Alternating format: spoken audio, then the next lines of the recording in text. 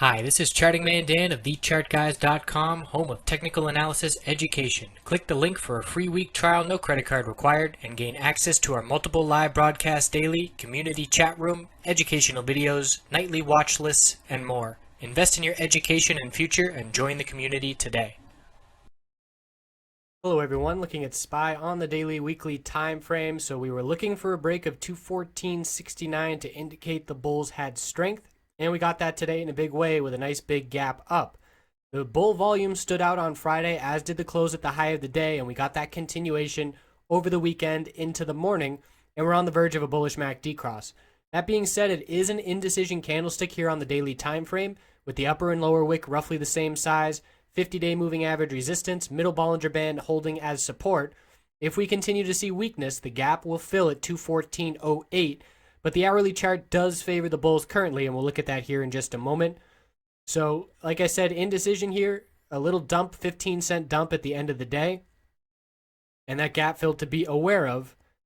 Weekly time frame, SPY is right at the 10-week moving average resistance of 214.83, and I'm very interested in SPX, the cash level of the S&P 500, and what it does this week related to that 10-week. We have rejected from it 4 out of the last 5 weeks, and we did close just above it, one of those candlesticks, but obviously with the 2 red weeks that followed, it was not a convincing break, and we're right there again, 21.52.82. If we get back above that level, all moving averages are back as support on the weekly time frame. So we have big time earnings coming up Tuesday, Wednesday, really the whole week, but those 2 days are the highlight weeks. We've got Apple, CMG, Tesla, lots of big names. And we'll see if we continue getting bullish reaction to these earnings, if it's going to drive SPY and the bulls back above these moving average resistances and back up into the 216 area where we saw lots of resistance end of September, early October. So now looking at SPY on the hourly time frame, see that big gap up? The RSI got pretty extended. You don't see it here, but when we were at the high of the day this morning, the RSI was at about 75 on the hourly chart, which indicated some pretty overbought conditions. So we formed a bearish reversal, inverted hammer, consolidated from there, still bounced around the exponential supports and did hold them the vast majority of the day.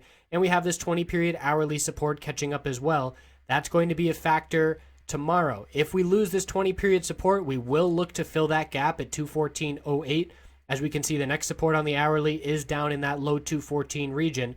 So essentially, the guideline for me is, if we hold the 20-period support, the bulls maintain control, and we look up at the 50-day moving average resistance.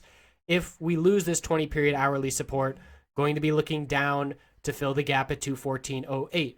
We will see where we stand pre-market tomorrow. I appreciate you watching. Hope you have a fantastic day. See you soon.